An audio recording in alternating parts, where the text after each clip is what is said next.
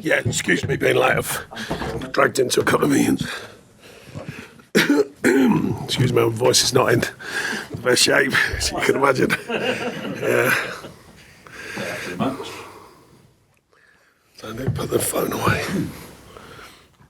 Right.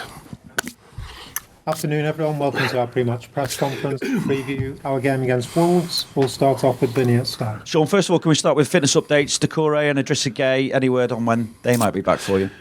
Idrissa's got a calf injury, certainly not for this weekend. We'll see how that how it improves. Early signs are better than first thought, but we'll have to wait and see. Dyche's one of them touch and go ones, the risk and reward scenarios. He's a super fit fella, as we know. Desperate to play, but we might have to make a judgment call when the game comes around, or certainly by tomorrow afternoon. And Ashley Young out on the grass, we saw at training today. How far away is he? Yeah, he's still a bit away after having a few weeks, but he's a super fit fella himself, as you probably are aware, with his age and still his prowess to play in the Premier League. So we're hopeful that he'll return pretty quick. We were out at training as well. There's no Dominic Calvert-Lewin, no James Tarkowski out there. Actually, you weren't out there, but I take it no underlying issues with any of you. Even I need a break for it sometimes. You don't get a throw like this if you stand out in the weather like that all the time. That's for sure. But no underlying issues with no, knocks. Yeah, purely knocks, and me hiding. What frustration is there, Sean, that no points from the last two games when there's been no real discernible drop-off in performance? I am well pleasing for the performance levels, because I speak endlessly about it over a season, that is, season's work. More so at Tottenham, I thought. Man City, I thought we played very well at Tottenham. They're a very good side, but I think Man City, for all the local noise, or late noise, they're still a top side. Top professionals, excuse me, and a hard nut to crack, and they proved that in the end. A couple of soft moments from our point of view, which unlike us, to be honest. And that can happen. But as you rightly said, the bigger picture, the performance levels, we're stretched to the minute, but you can clearly see the people coming in the side, they're ready. And fantastic the way they're looking after themselves away from playing regularly. That's a pleasing thing. So the squad mentality stays very strong. What feeling do you have that at some point decisions will even themselves out? Because it seems that decisions are going against you at the minute, thinking of the disallowed goal at Spurs and obviously the penalty against Manchester City. Well, you don't want to cry it in. I don't think any manager does, by the way. But it's hard not to speak about very early season. If you remember the Michael Keane goal, the keeper drops it at the end of the day and it's not turned around. Sending off at Liverpool, not turned around. The one at Spurs. I watched it back, and Ange, bless him, afterwards said, yeah, it's a definite foul. He didn't even respond, he goes through and scores. He's just like, yeah, they've scored, end off. So easy with hindsight, we're all guilty of it. And then the other night, I think everyone's confused by the handball situation. Manager spoke very clearly to the powers that be early in the season, including myself. That one's a really poor one for me. I don't know where the game, if they think that's a penalty, like I said afterwards, if that's a penalty, and Nana should be a goalkeeper, he must have some reflexes to get his arm up to stop that if it was deliberate. And I know deliberate doesn't count anymore. And natural, when your arms are up, it's all nonsense. At the end of the day, it should do back to the old days. If it's deliberate, you can tell. Referees, that's why they're referees. That's why they have the experience, the feel of a game, the knowledge of a game, or should do. The other frustration, who's giving what? I said after the situation at Tottenham, I said, who's giving what? The linesman gives this one, he's 50 yards away. The rest 12 yards away. I don't see that. We've just had the opposite happen at Tottenham, which So I think it's more the confusion. I think they're under enough scrutiny anyway, referees. They're all about putting the microphones on them, all sorts of mad stuff. I don't know why. I think we should be taking it away, allowing them to referee the game and giving them a bit more use of their knowledge, their understanding of the game, and putting these rules so that basically is everyone can just but the rule states. And, football's always had a kind of interpretation side of it. That's part of officiating such a topsy-turvy sport. And I still think there should be a little tolerance of that. And I think last night I'd be amazed if most referees deep down would go, that can't be a penalty. I'd be surprised if all of them thought it was anyway. My initial thought was it was a penalty, only because the way they talk at the moment is that you've made your frame bigger by having your arm up there. At the same time, I saw Odegaard's handball at Anfield. Don't even.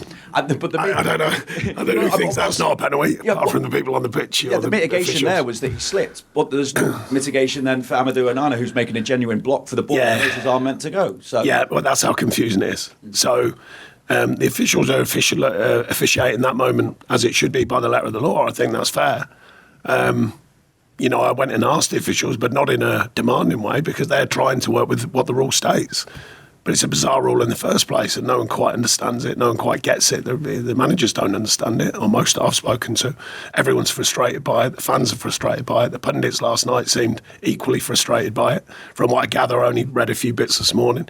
So therefore, if it's that confusing, well, someone's got to get hold of it, haven't they, and start tidying it up. Like I said, I used to like it when it was deemed, a deliberate handball. I don't really see what was wrong with that rule. We more or less know the difference, and many of them were right, certainly as right as they are now. But yeah, it was a really good tool, I think, particularly the obvious thing, offside. I know there's a big debate, and his toe was offside. He's offside, that's it, I'll take that. But these decisions, I just think it's getting more and more confusing. I don't think there's a need for it to be that confusing. But to state again, by the letter of the law, seemingly, the referee made the right decision. But I think by that interpretation of the rules of the good of football, I think that's nearly impossible. That's given us a penalty. So it needs to go back to deliberate. I'm not saying it needs to go back. I think there needs to be more of a variance of the ruling and what it stands for, what it's really there for. I think we all know they're trying to get more penalties. I think we all know, ironically, we haven't had one. Never used to get any at Burnley. That must be a strange thing.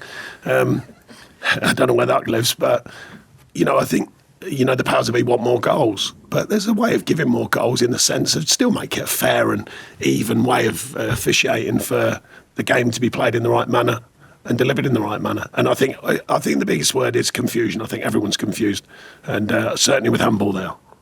The shame for you is that obviously, despite the fact that performance has been good, you're now just a point above the drop zone again. Does it feel like it's become a more pressurised situation once more? No, I think it's a reality. If you look when we got the 10 points taken, where we were then and where we are now, I think there's a pretty healthy shift. We don't know the outcome of what might come next. We'll have to wait and see. Performance levels are good. Mentality is good. We are a bit stretched. That's sometimes the challenge of what it is. So, we just get on with it and keep working hard. What do you expect from Wolves? Because only a couple of weeks ago they were losing 3-0 to West Ham, yet then they've hit 6 in the next 2, beating Chelsea and Brentford. Yeah, they've turned into a good outfit. They've varied their play, and I think they're doing a good job there. Gary, when he went in there, a lot of noise about players leaving and all sorts of things, but seems to have calmed it, and they've been a good outfit this season. So I think, like anything, I speak endlessly about the strength of the Premier League. You've got to be on top of your performances. I think we have been, mostly. We've got to continue in that vein. We've got to hope we get bodies back fit sooner rather than later, so we can get the squad back together. Within that, I still think people are coming into the side and giving very good performances currently, so that's an important factor with our squad. Just finally for me, Sean, how much was away to Wolves last season a step in building the mentality that you've got here, going right to the death and getting a point there in the end? Yeah, different group of players, different circumstances, different situation, but it was laying down some of the groundwork of, what we want to stand for, and that is that relentless attitude. I believe in it wholeheartedly, and I thought it was there against Tottenham. I thought it was there last night. I thought we were beginning to get back into the game, put some doubt into Man City, and then, of course, the third killed that situation. But I think it's a good mentality to have. I think it's growing all the time. And it was literally more or less the last kick of the game.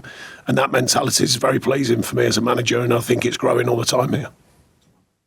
Excuse me. Sean, 19 games gone in the season, halfway point. What's your mid-term assessment of where Everton are, given what you've had to deal with? Yeah, in spite of the obvious, I think it's an assessment of at the end of last season saying, when people are asking, what do you expect of the new season? I said, well, we've got to do better. And I think, in spite of the obvious situation, 26 points would be a healthy return as regards a step forward from the last couple of seasons. I think what you see as well, not just the points return, I think the way the team are going about it, the way the squad are going about it. And it feels, I can't guarantee it feels like we've got a more aligned club. I think the fans' connection with the players, I endlessly talk about because I think it's important. The staff, the alignment between us and the players, and I think that's beginning to mature. They're all important factors, and like I say, the unfortunate news of the 10 points has put a dent in that, but it hasn't broken anything. We're still there, we're still working hard, we're still fighting, and I still believe we've got certainly the players to get more from the season than what we're currently getting. when you look at Everton and Wolves, they're two teams that, coming into this season have obviously undergone some degree of change. You look back at that first game, the result didn't go your way, but the general consensus was the performance was good. How different, if at all, do you think these two teams are now to the teams that took the pitch there? I think both teams have developed in different ways. I think they found more of the players that they think can mould together as a side, hence their good results. I think I think our performances were good at the beginning of the season, but I think we've started taking our chances. We've started keeping clean sheets. So I think the balance at both ends of the pitch has been better. Last night out of kilter, but generally speaking. So I think, both teams have developed in different ways. We're just really focusing and concentrating on what we're doing, how we're looking to achieve it and how we're going about it. And I'm sure Wolves will be doing the same. And when you look at the form, particularly Molineux, I think it's 7 games without defeat they've had playing at home. Obviously, your away form has been very good of late as well. On the face of it, it's two teams playing well, should make for a good game. So how do you approach it? Well, we approach it in the way we have been, that's for sure, because the away form was another massive talking point when it got here over the last couple of seasons. We've somewhat corrected that, more work to be done, but I think the improvement and the way the players go about it away from home has been clear, not just from results. I think the actual performances, consistency is another big thing, another big word that I use all the time, and I think we're growing with that. And I think that's the next step, is to go into a place like Wolves, take the game on. We did do last season, we'll look to do that again. Thank you. Thanks, Richard. We'll go to Ian at Radio Merseyside. Hi, Sean. Oh, yeah. It's the final game of the year. How on earth do you sum up the last 12 months? Interesting. There's no better word. Interesting. You're an experienced manager, Sean, but how much have you learned from 2023? Would you say you're a better manager now after all the experience you've had? Being a better manager, I think, is a constant process, learning as you go. You've got some knowledge, of course, to get there in the first place, but you use your wealth and your bank of knowledge, but equally there's different things happen. There's plenty happened here, I can assure you. Navigating your way through it, finding ways through it, some what you believe in, some stuff you learn, putting pieces into place that you think are valid and important, taking some outside influence as well and outside impressions of what's going on. And formulating a way of working that you think can be successful. And relatively speaking to the situation I walked into, then I think there is a shift forward. I think everyone knows that. And I think the players certainly know that, and the staff. So I've been pleased with that side of things. But the league table doesn't suggest that because of the 10 points. If the league table did have the 10 points on it, I think everyone would agree. I think they go, there's been a lot of work done by so many, by the way, not just me, and a big shift in where it was to where it is now. The 10 points thing obviously sways it, sorry. But generally speaking, a lot learned, a lot more to do. But does that 10-point deduction, and we don't know the outcome of the appeal obviously at the moment, but does it make it harder when you at one point got yourselves away from the danger area and then for a couple of defeats and other teams picking up results, you back down near the dotted line again? Is it hard? No, that's just the reality of taking 10 points away from a team. And if you look at the run we've had and where it could have been compared to where it is, then you take it. When the 10 points went, and you look then at the league table and you look now, you take it. You go, well, okay, they're on certainly going in the right direction again, even after that knock. Add in a few injuries and things like that and suspension, then you go, actually, that's a good return and a healthy return. So, like I say, there's a lot of positives to what we're doing. We can't stare at the league table all day long. We know the realities. As far as I speak to the players, it is literally how it is now, and anything else is a bonus. The mentality has to be that. And we keep playing well, we keep working hard on the training pitch, in the games, and you get your rewards. So that's what we've got to keep doing. It's half a season's work. There's another half that's going to be very important. Thanks, Ian. I'll go to Ian at the Press Association. Sean, just wanted to ask, obviously January's come in the window. Are there any concerns for you at the moment about the depth of the squad? There's obviously been a number of injuries, but bigger picture, any issues of the depth? No, I knew when I got here the squad was overloaded in certain areas. It had to be skinned down. We knew that, both for literal reasons, because it was too many bodies, and for financial reasons. Finding the balance and correcting that, I think we've done that pretty well. There's always a stretch if you don't carry big numbers. That's the situation that I got. That's the realities of it. That's the bit that I'm managing. We're managing the bodies, we're managing the players, we're managing their outputs. We've got internationals as well. All these things put a stretch on the side. But equally, we believe in the squad, we believe in the players we've got. So, there's no excuse situation. It is the realities. We move forward with the group we've got, and I believe in the group we've got. So that's the biggest thing for me, to stay focused on what we're doing and how we're working. And there's been speculation about one or two Everton players potentially being eyed up by rivals. Would you want to hold on to everybody you've got at the moment? Yeah, I think it's fair to say with such a slim squad, you don't want to be losing players. I don't think there's much reality in them situations, to be honest. I think in one way it's a backhanded compliment, when I don't think many were talking about too many players when I got here, and now they are.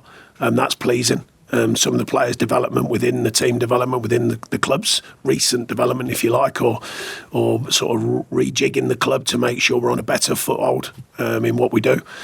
So yeah, it's a kind of compliment in a way, but I don't think there's much reality at the moment in them stories. Thank you. Thanks. Any further Thank you. questions in the open section before we move on? No.